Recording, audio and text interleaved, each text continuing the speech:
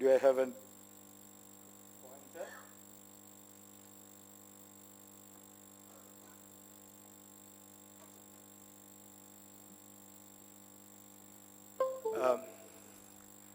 I could just stop by saying thank you, because there's one historical precedence to such an occurrence. Apparently the story is anecdotal and is told about Agatha Christie. Apparently she was very shy of talking in public, and so she used to refuse to appear in any public gathering, anything that to honor her, to book release or anything. One particular publisher was very, very insistent and managed to get her saying that she doesn't have to say anything, she just needs to be there. And when she was there, of course, they got her stuck by saying, now Miss Christie is going to talk to the audience. And she was taken by surprise, and she didn't want to create a scene, so she got up and said thank you and sat down, it seems. Just those two words. The person, the master of ceremony, was very smart, I'm told, and apparently he stepped in and said that Ms. Christie has taught us many things in life, and today she taught us the wisdom and benefits of brevity. And I could follow that, but I'll just share a few of my thoughts today. It's been a day really overwhelming, and I really would like to start by thanking you, all of you. As in a romantic song or a poem, it was said that tum na hote to yeh sham na hoti. Roughly translated, without you, this evening would not be there. You make this evening, you make this function possible, and I'm really, truly thankful to you for making it so memorable. And I'll come back to this point later.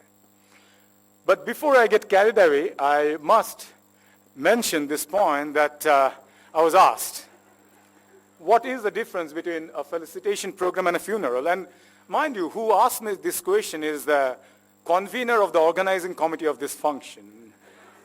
So you get the trend of the thought of the Professor Ramsesh, a dear friend of many, many years.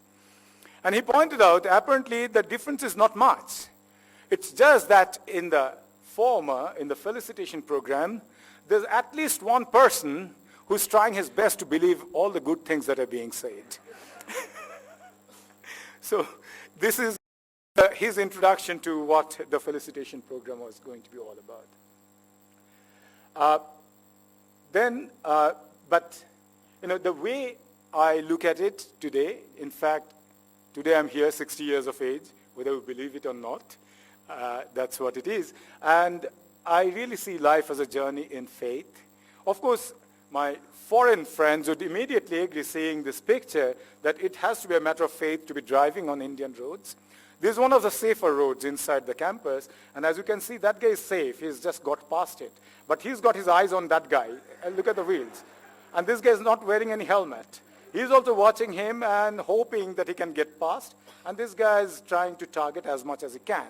But this is not the best example of a journey in faith. Since it has been mentioned that I walk a lot in the morning, and in the morning that I see, and truly I think that get reminded time and again that what a journey in faith can be. And this really tells me what journey in faith is. You'd be wondering what's so remarkable about it. I would like you to be focused on a very small, insignificant part of this picture, which is this one. There's a little dot there. If that little dot gets expanded, and you'll see what it is a little snail. I could show you a video for 5 minutes, and you'll see it stationary, but it's moving. And it's trying to cross that road, which is with a lot of vehicular traffic, and it believes that it can cross that road. This is the way life begins, right at the beginning, where you need a lot of protection. You have your home that you carry around, and that's where life begins as a matter of journey in faith. And that's where I would like to point out my parents, with whom I had my first steps, both physically and figuratively. They taught me the first lessons. They taught me literature, physics, maths, and many other things. And also it was a very happy time with my siblings. That's my brother and my sister. And I remember this brother who was trying to teach me physics all the time, that he learned. He was 3 years ahead of me and all the time bothering me with the projectile motion every time he learned it in the school. And I was 3 years down and it was a horrible time. But then I later figured out that that's the best way of learning. So he always tried it out with me. Of course, you wouldn't recognize him or my sister if you see them. They don't quite look like this, but that's okay because I also don't look like that. So that's fine. Going further, then the time comes when you leave your home, right? And you're no more protected. This home that you carried around and protected you is no more there. And if you leave your home, then what happens to you? What happens to you is this. That's also from the campus, actually. You are even less protected. And this guy also is trying to cross the same road at some other point. And they've actually managed to do that. And they move very, very slowly. This is a time, again, you need a lot of protection, a lot of support. And you really remain indebted for life for people who nurtured you through those moments. And life as journey in faith continues. It's actually this little speck over here is what I had expanded for you. That is the one which I showed you the picture of, and there was this motorcyclist. As long as I was there, it was all right. I don't know what happened after. But this is where, when your friends come into your life in a big way, and as Anurag mentioned, this was the college days. We had friends, Anurag, Uday, and Saurav, they're here, and we have a gentleman's agreement not to divulge any secret of those days to the general public, and that has stayed with us for a long time. And I'm really thankful for, because it was wonderful. I remember Anurag was there always to solve all the assignments. We didn't have to invest time in that. And Saurav and Udan were there always for the bridge that we played throughout the day and night and missed most of the classes.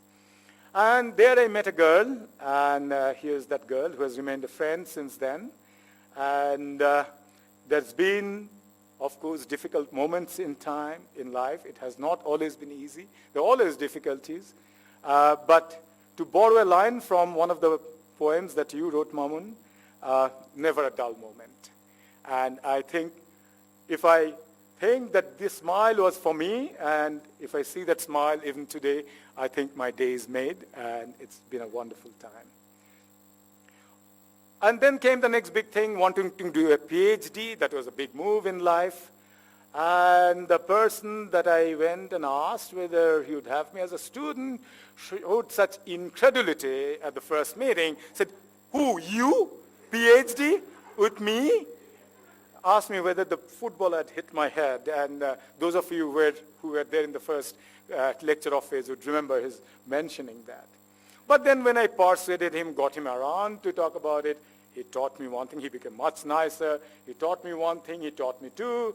He taught me three things. He taught me four. He taught me five.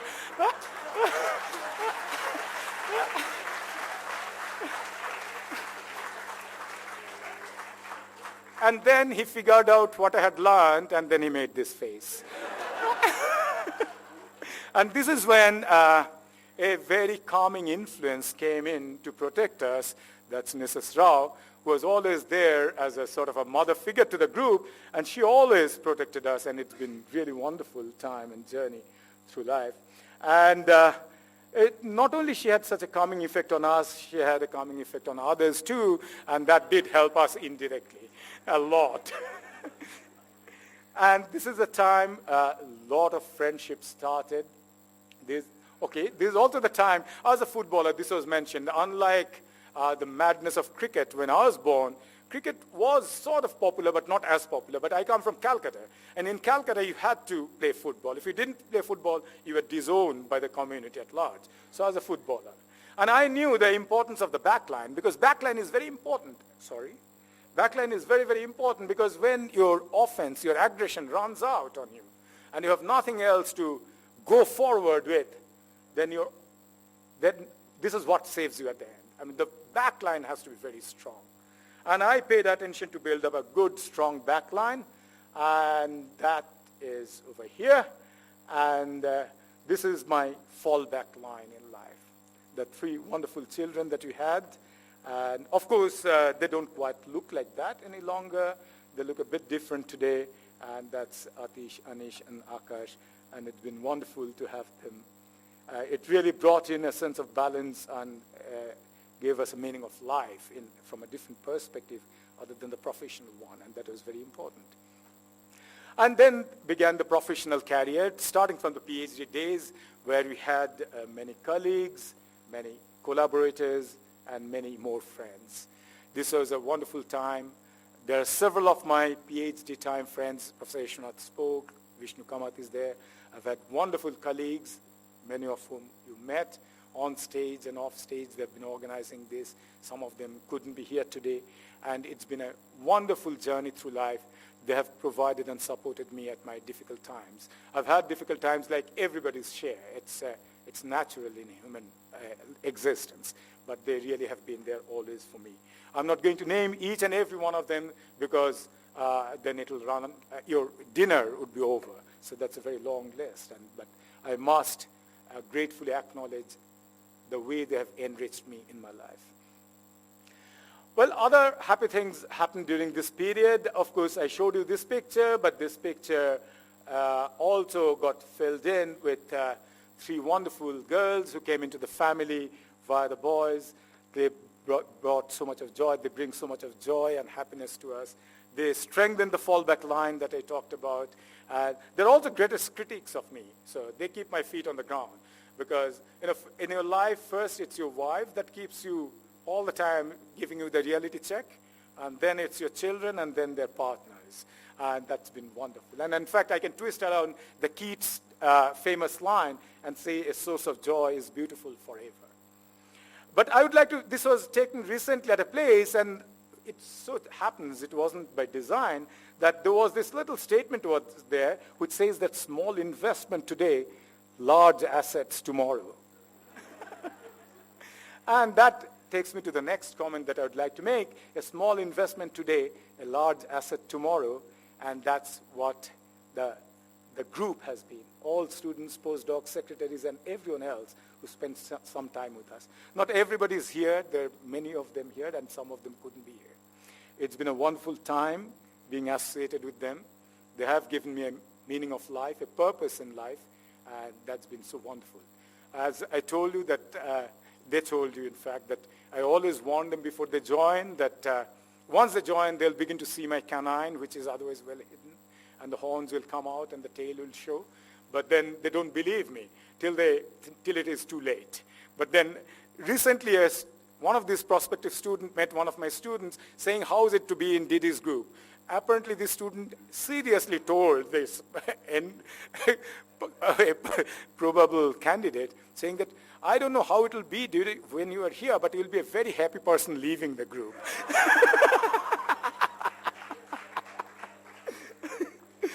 I wonder if the student is going to join. We're yet to find out. Okay, on happiness, a lot has been said about happiness. But on happiness, I'd like to twist on what Oscar Wilde had said. And life is too precious to be taken seriously. And I believe it very seriously in this saying. In fact, as a matter of joke, but also that joke becomes quite serious, when I was the chairman of the department, I refused to sit in the seat of the chairman. I never used the office, or if I did, I didn't sit in the seat of the chairman, simply because I used to say that if you sit there, you start to take yourself too seriously.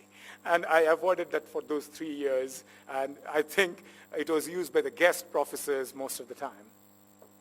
And the other thing that gives me a sense of proportion, sense of meaning, and something that I remind myself all the time not to take too seriously oneself, is a very old Persian philosopher saying, which is sometimes wrongly attributed to Charles de Gaulle, who had said the graveyard is full of indispensable people. And that I repeat to myself every morning, and that tells me that, look, enjoy the life. This day is a wonderful day. The only serious point on my fear, and that I couldn't paraphrase more better than what Eliot says in Modern the Cathedral. It's a long passage. I'm quoted only 2 lines. That entire passage is fantastic. It sort of is a guideline for me that says the last temptation is the greatest treason, to do the right thing for the wrong reason. This is a fantastic sentence, and this is something that I've hardly ever shared with anybody, but this is something that I repeat and remind myself very often. But to make things light, there was also the statement about the grades, the DD, whether it stood for the grades that I was fetching. And the grades were horrible and dreadful things. And the grades were indeed hovering around D all the time. So we had found a good way of explaining it to the parents. The parents who did not know, unfortunately I didn't have that advantage, but we had devised this methodology to explain the parents who didn't know the grading system. I have to fall into Hindi at times because that's how it went. It explained, the father asked the son, you're getting all this C, D, F I see in your grade card. What are these? I mean, what does it mean? He said, oh, it's very easy, it's very good. He says, how does it go? What are the things? He says A. So A, what does A mean? It says awful.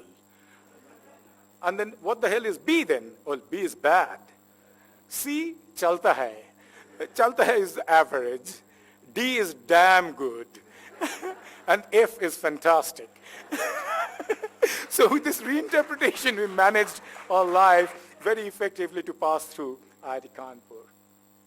On collaboration, I have really been very, very fortunate on collaboration. But on a lighter vein, I would quote André Gide, French philosopher and writer, and one who had great influence on my thinking when I was very young. He wrote this book, Fruits of the Earth, and there's a recurring theme that I shall teach you further. But in this particular case, he talks about, he goes to visit, it's written in first person, he goes to visit a professor of physics in a lunatic asylum. And he talks about how this discussion goes. And apparently he's talking to this guy, and this guy, the professor says, whispers to him, and see that other guy? He also is a university professor. Don't trust him. He's a very bad guy. He's terrible. He's awful. I'm the big guy. I'm the real discoverer.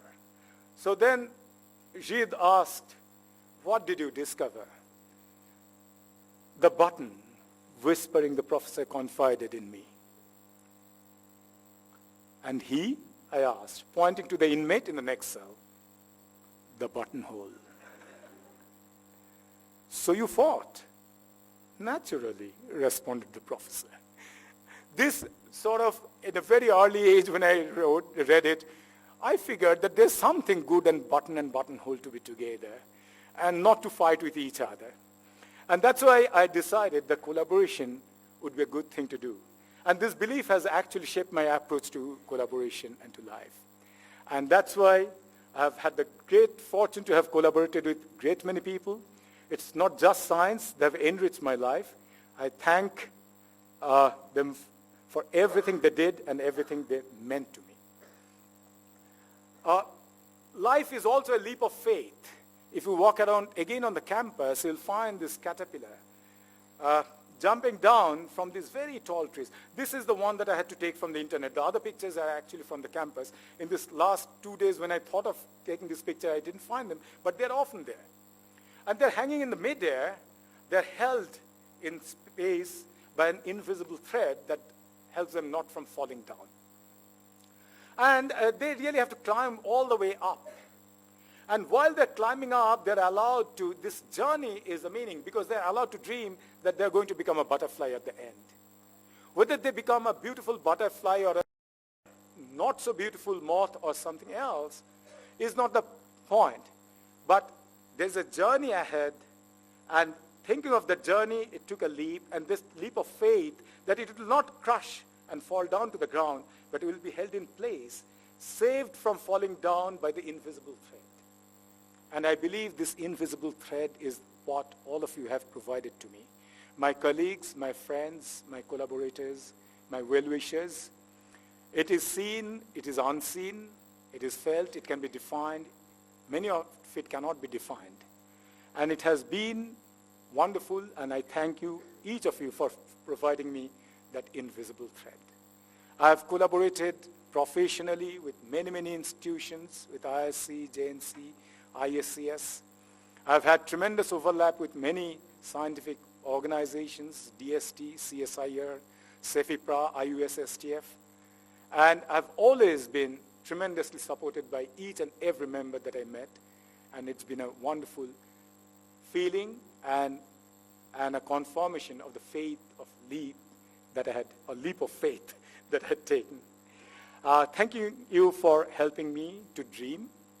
There's an old Persian saying from the same old philosopher that I'm very fond of, who said that in the morning he woke up and told his wife that last night I dreamt that I'm a big butterfly, beautiful butterfly, fleeting around in a garden.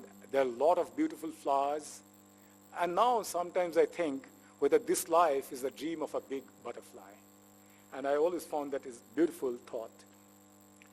And I end by thanking you once again for giving me this wonderful evening. A very special thanks to the organizers, Ramsesh, Satish Patel, Anshu Pandey, Kulkarni, Umesh Wagmare, Ranjani, Aruna, Mayana, and many others who have worked tremendously for many hours, many of the student volunteers. It wouldn't have been possible without their help and a lot of thinking and a lot of affection that they've shown in organizing this. I really thank all of them. But I'm also aware of the pitfall of an overwhelmingly beautiful memory. And there's this beautiful line, once again from Abd Rashid, who said that nothing prevents happiness like the memory of happiness. And knowing that, I would say that